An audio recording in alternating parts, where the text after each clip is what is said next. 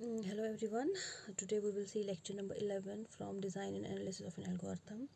In the last method we talked about the recurrences, and we did one method from the recurrence, and that was the master's method. As I told you that there are lots of recurrences in algorithms. Few we can solve using master's method, and master's method has a particular form, and whenever you will get the recurrences of that in that form, you can solve them using master's theorem. But there are a few recurrences or many recurrences which is not in that form, so that we can apply the master's theorem and we will solve them, right?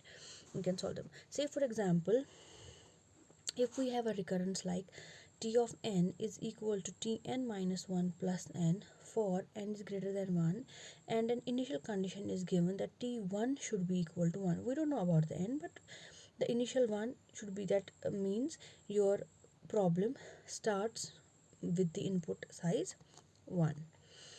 Obviously we cannot solve this type of recurrence using the master's theorem, because it is not in the form of the master's theorem.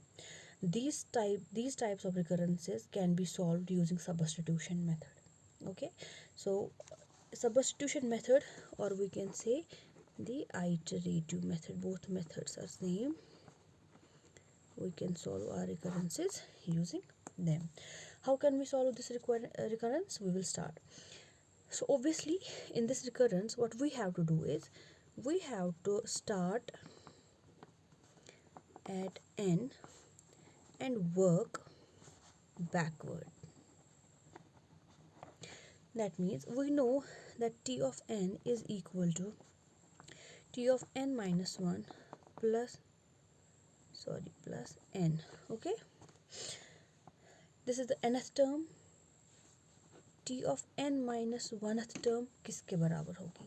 That would be t of n minus 2 plus n minus 1. How? Obviously we have to subtract 1 from this equation, like this. T of n minus 1 will be equal to t of n minus 1 minus 1 plus n minus 1, which will be equal to t of n minus 2 plus n minus 1. That is exactly what I wrote over here. Okay, then t of n minus 2 will be equal to t of n minus 3 plus n minus 2, and so on. If we will see that t of 2 will be equal to t of 1 plus 2, and t of 1, as it is already given, is equal to 1. Now what we have to do is substitute each equality into the original equations. Now substitute each equality into the previous one. If t1 would be substituted over here, and so on, we can get last term equality into previous one as follows. So what you will get is t of n would be equal to t of n minus 1 plus n, right? Now this t of n minus 1 is basically equal to t of n minus 2 plus n minus 1 and n, right? So it will be like this: t of n minus 2 plus n minus 1 plus this n. Now this t of n minus 2 would be substituted like this: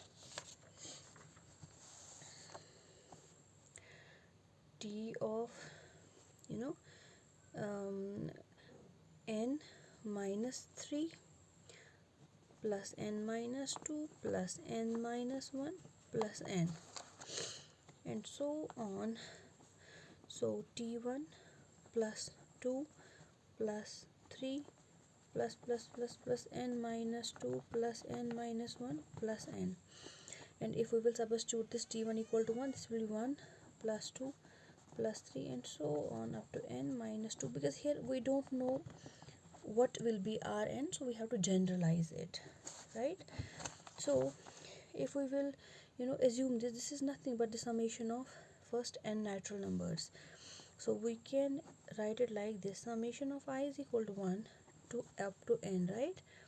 where I is equal to n into n plus 1 divided by 2. As you always have to remember that whenever we talk about time complexities, we don't talk about constants, right? If we will open this up, this will be basically equal to n square plus n divided by 2. Okay, so this is a constant value. We don't think about it, we don't have to think about it while calculating the time complexities. And between the upper two terms, it's n square and n, in these two terms n square is a dominating term because of the degree 2, and n is not a dominating term. So therefore we can say for this recurrence its time complexity is big O of n square.